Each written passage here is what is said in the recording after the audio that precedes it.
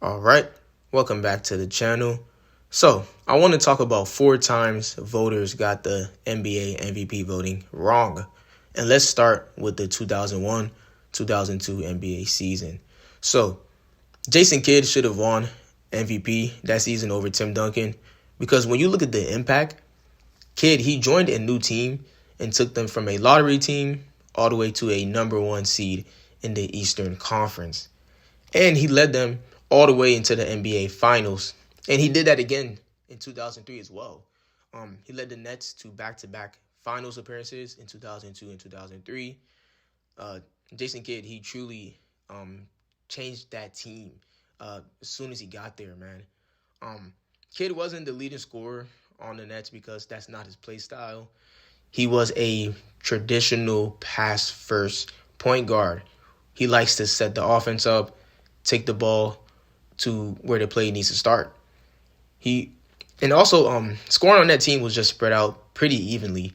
Kenyon Martin led the team in points per game that season with 14.9 points per game. Then it was Keith Van Horn. He averaged 14.8 points. Then it was Kidd with 14.7 points per game. And then it was Kerry Kittles with 13.4 points per game. Again, the scoring was spread out pretty evenly, but Kidd was truly the engine of that team. And I know some people might look at Kidd only averaging 14 points and shooting slightly under 40% that season and criticize that, but you have to understand it was a different game that time in the NBA. The NBA was much more tough defensively, and it was way harder to score in that era compared to now. So you really can't look at that as a bad thing because a good amount of guards in the NBA around that time were shooting in the low 40 percentile range because, again, defense was just that tough, man. And J. Kidd, he had an all-around game. He averaged 14 points that season, 9.9 assists.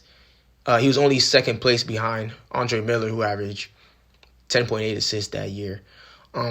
Kidd also averaged 7.3 rebounds, 2.1 steals, and he shot 81% from the foul line.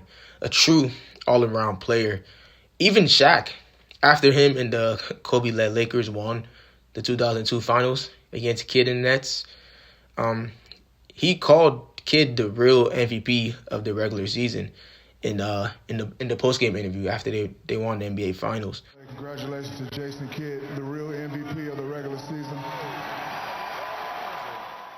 That just goes to show you how great Kidd was, man. Kidd was the motor that made that Nets team run. He single-handedly made them championship contenders. And again, prime Kidd that season, averaged 14 points, 9 assists, 7 rebounds on 39 and 32 shooting splits. And he had the most dominant player in the NBA call him the real MVP. That goes to show you that numbers aren't always everything.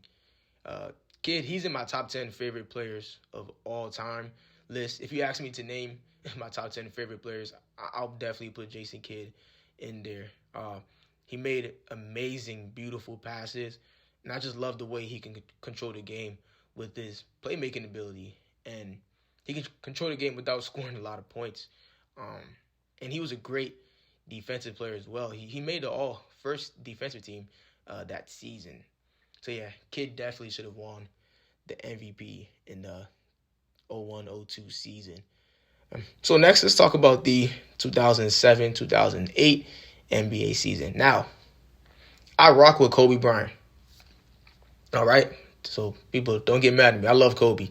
But Chris Paul should have won the MVP in the 2008 NBA season, man.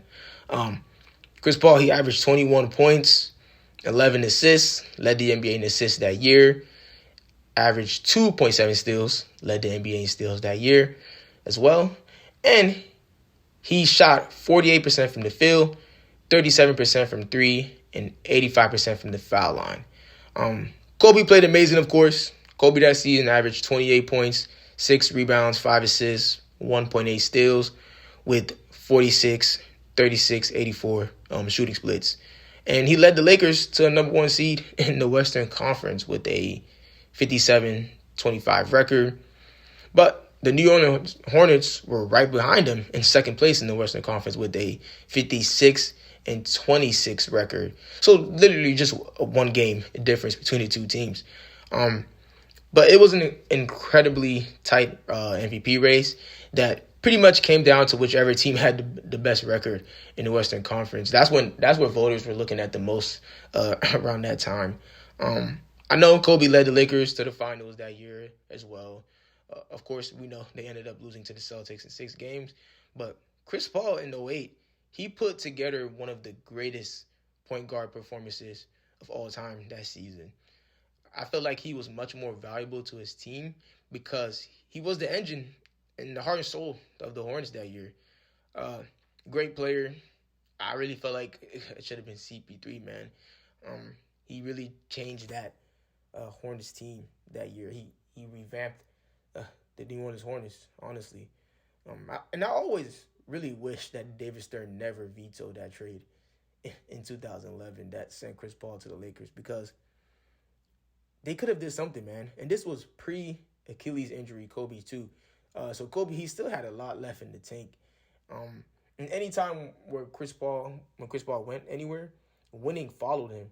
He came so close all the time, but it was just never enough. 2018, as we saw, they almost beat the Warriors. They were up 3-2, but of course, Chris Paul injured his hamstring and he missed Game 6 and 7. If he was there, I truly believe the Rockets would have won that series and go on to win the NBA Finals. When he was on the Clippers, they always had a great record every year. And that one season, when he went to the Oklahoma City Thunder, he almost beat his former team, the Rockets, forced it to 7 games. So Chris Paul, again, every time he went anywhere, winning always followed him. So him and Kobe definitely would have did something, man. You just never know, right? But on to the next. So let's talk about the 1989-1990 season.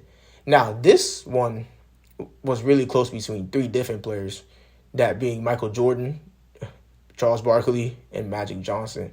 But I felt the award should have went to Charles Barkley this season because he truly impacted his team, and he was so valuable to that 76ers roster. Charles Barkley, he lost the MVP award to Magic Johnson by a small margin. Magic won despite Barkley getting more first-place votes than him, which was 38-27. But Magic Johnson ended up winning the MVP award. Think about it like the U.S. presidential election system, right? So you can say Charles Barkley won the popular vote and Magic Johnson won the Electoral College. That's how I look at it. But that season, Charles Barkley, he led the 76ers to second place in the Eastern Conference with a 53-29 record. Barkley, he averaged 25 points, 11 rebounds, and shot 60% from the field, man. A 6'5" power forward shooting 60% from the field. That just goes to show you Charles Barkley was extremely skilled and dominant for his size at the position he was playing. Truly a great player. Magic that year, he averaged 22 points, 11 assists, 6 rebounds by shooting 48% from the field. Again, Barkley team won 53 games. Magic Johnson led Lakers, won 63 games. And Michael Jordan, that season, he averaged 33 points, 6.9 rebounds, 6.3 assists. And the Bulls won 55 games that season. Again, Barkley's impact on his team was very crucial. If he was not on that court, that Sixers team was more than likely not going to win the game at all. They wouldn't have done anything offensively or even defensively.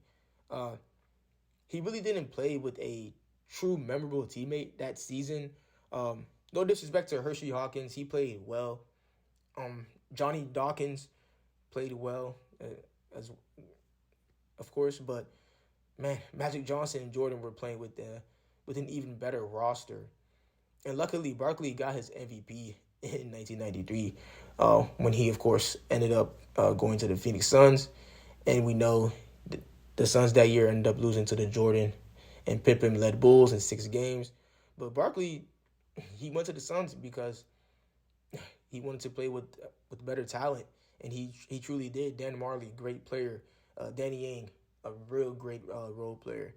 Kevin Johnson, who is extremely underrated and does not get enough credit. The man was getting 20 and 10, 20 points, 10 assists every season.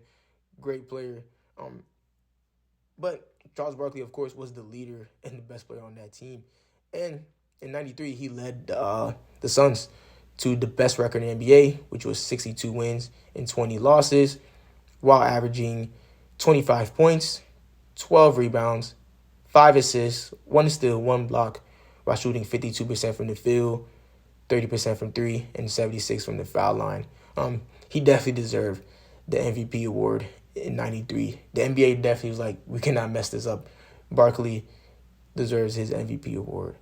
And lastly, we can talk about the 2005-2006 NBA season.